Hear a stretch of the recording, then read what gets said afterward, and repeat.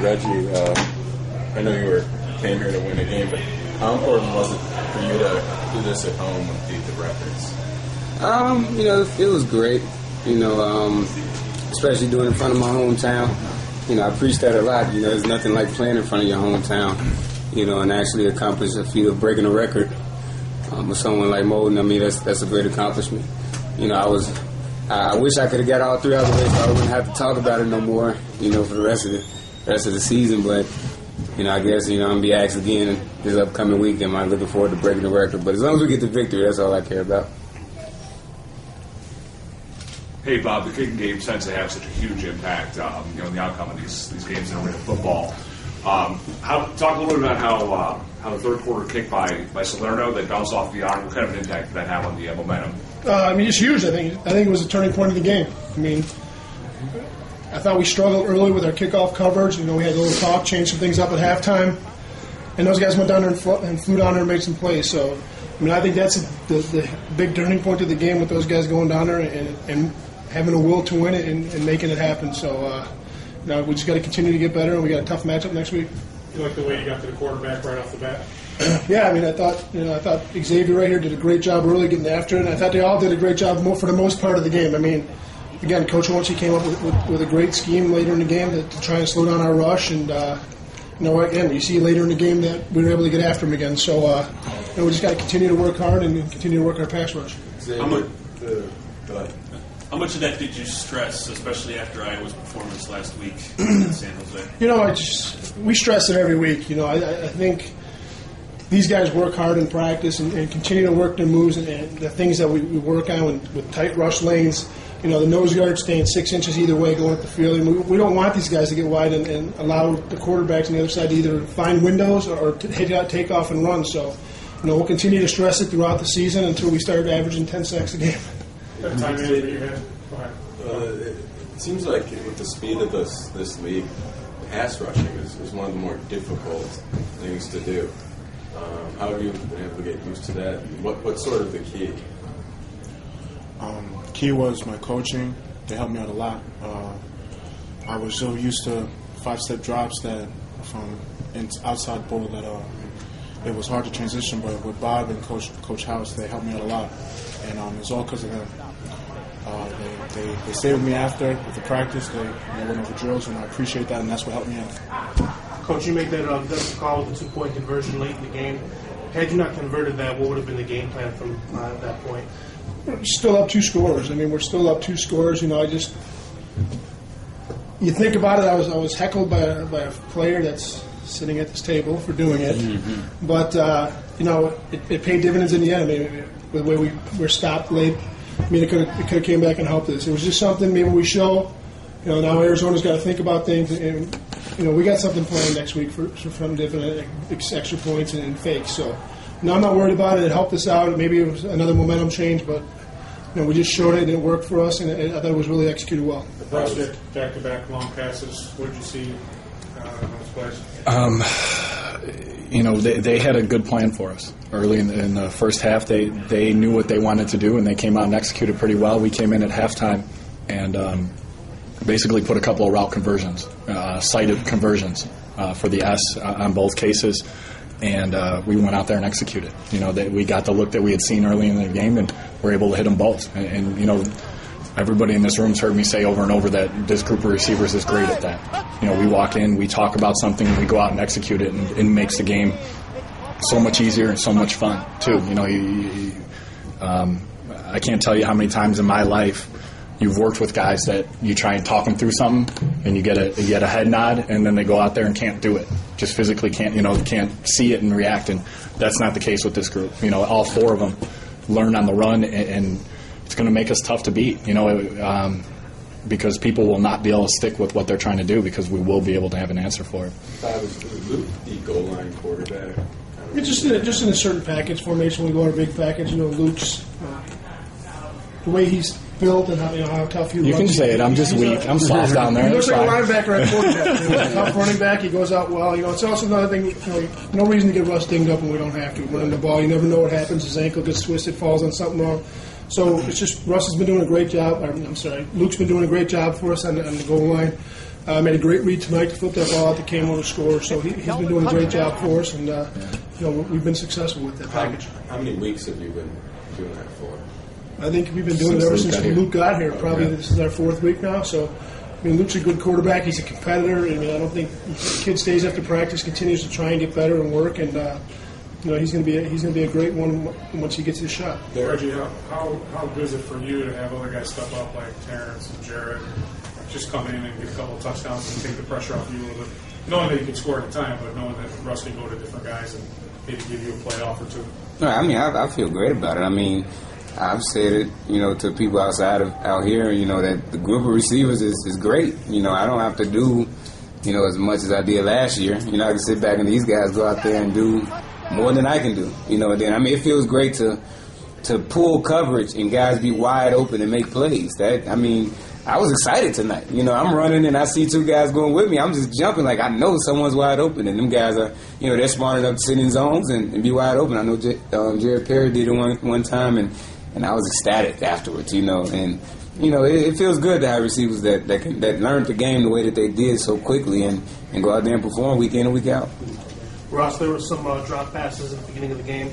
How did you manage to keep the huddle together despite that? That's going to happen. Like I said, I thought they had a good scheme for us, and those weren't easy pitch and catch. We're thrown into tight windows, and like I said, they had a great scheme. I really thought early on, and luckily they stayed with it long enough for us to combat it and have a little success with it. Drop balls are going to happen, especially, like I said, when we're thrown into windows like that. This is a condensed field with guys all around you.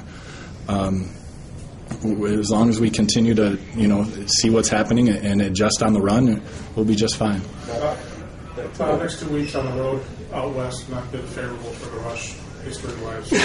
And you see these 2 road games as a key moment in the season for you guys. I know you're looking to keep the division, but being on the road for 2 games against Arizona and San Jose, how big of a swing is this for you guys? I mean, it's huge. We're playing against the 2 of the top teams in the league right now. I mean, Arizona's always a tough place to play. They got great fans out there. The biggest thing that I'm concerned about is we haven't played well on the road right now. I mean, look at their first few games on the road right now. We haven't played well. We're actually, I think, 1-2 right now on the road.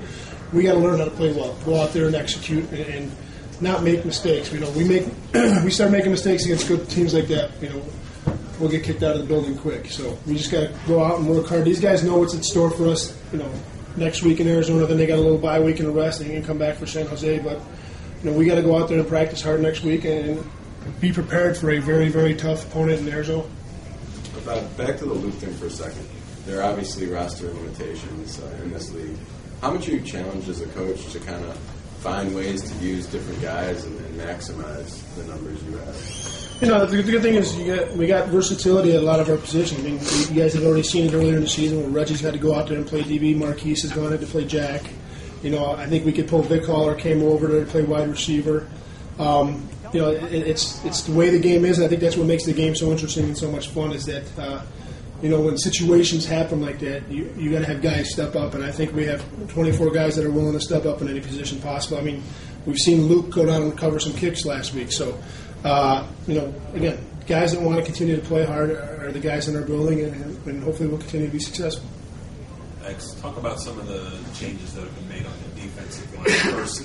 First 7 games, not a whole lot going on. Last 2 weeks, you pressured Garcia into 2 interceptions, a lot of pressure on JJ. What's been different the last 2 weeks? We've been over repetition of going after the quarterback every day during practice, working on our pass rush moves continuously, and the confidence boost by our coaches to make us get to the quarterback, and how important it is for in this league to get there, because it is offensive league, so we need to get there to change the way the game is played. So we understand that as a D-line, and we just need to get after it, keep going, and that's it. That's the difference between before and after now, because we understand the importance of getting turnovers. So, we bring our heads back and get out the quarterback. Russ, so many of these games go back and forth scoring wise. What type of pressure does that put on your offense to make sure you convert? I mean, that's expected. You walk on the field expecting to score, and it's a disappointment when you don't. The possession before the half was really disappointing. You can't. That was a huge mistake by me allowing the motion to go offsides. Because now it puts us in a bad situation. Luckily, our defense went out and helped us overcome. But there's weeks where that you can't overcome simple mistakes like that. But that's the name of the game. The league's built that way. That's what makes it fun too. We're out here to score and do it as intelligently as we can, and that's what's been fun. We're scheming, we're putting in route adjustments, we're doing a lot of things with this group that we haven't been able to do in the past, and hopefully it's just going to continue to take off. Coach, you struggled a little bit to run off the clock at the end.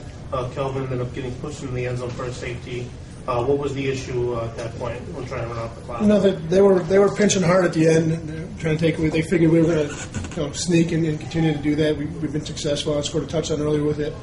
It was my call again, going with the toss, thinking they were going to pinch down hard, which they did.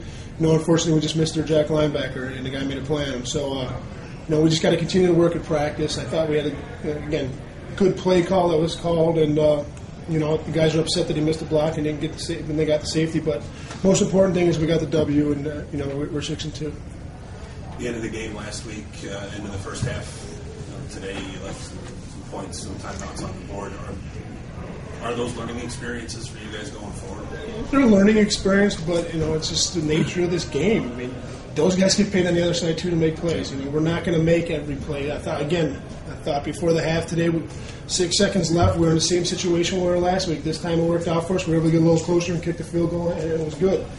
That's what our plan was for last week. It didn't work out that way, and we learned from last week, and we got better, and we were able to do it this week. So, again, you got a great team over there in Iowa. They're well coached. They went out there and played hard, and with the way these guys played today, that's sitting in front of me, we should have won that football game. I thought we did everything right. We protected the football and got after the quarterback. Having those two timeouts prior to those 6 seconds, do you regret not using any of those? Last week? 2 weeks ago?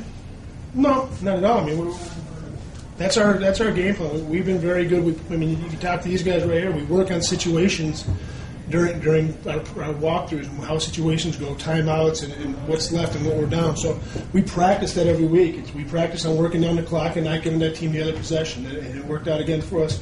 We knew coming out we had the ball, so all we wanted to do was put on points, and we got the field goal no matter what. We came out and we scored, and we were again leading the game. So that could have been the difference in this game, but it worked out to our benefit. We put points up. That's all that mattered. Their offensive line got called for a lot of holding penalties, particularly in the second half. Was that a product of the rush you're putting on, or the officials were finally catching up to what's going on? Yeah, that's definitely it. Officials, they let a lot of stuff go, so we just gotta keep rushing and running and running and running. So we're gonna get hold every play. I feel that we're a very talented D-line, and so if they have no choice but to hold, like today, there was a lot of cutting going on, and it kind of slowed me down, but I was still able to get some QB hurries that I wanted. We just got to learn how to get past those holdings, hit their hands away. Again, back to practice every day, what we go over every day, repetition after repetition. And that's all we need is just to keep practice hard, and come out and play the game the way we know to play. You guys do a lot of complaining on the field? No, we don't want to complain, because you complain, you just make the refs mad, and then they really won't call. So, you just be humble and just keep playing, and keep going after the ball and do what your job is.